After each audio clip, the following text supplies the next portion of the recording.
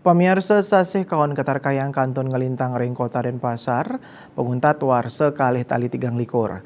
Ya diastun sabah dares nenten daat ageng, nanging angin barat side ngawinang dasan taru runtuh. Punika mawinan, kerama kaptiang nicapang rasa waspada.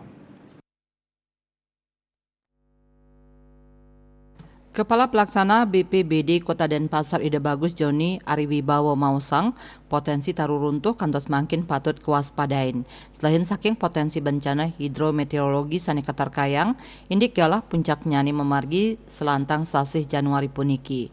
Baik ketandani ngaptiang majang krama mangdes tatu waspada yening melelungan.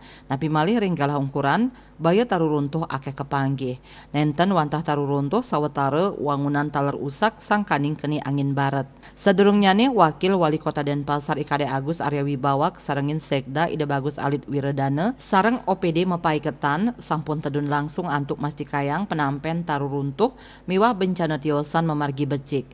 Anutin data sementara BPBD Kota Denpasar kauningin wenten dasan taru runtuh ring sawetara genah.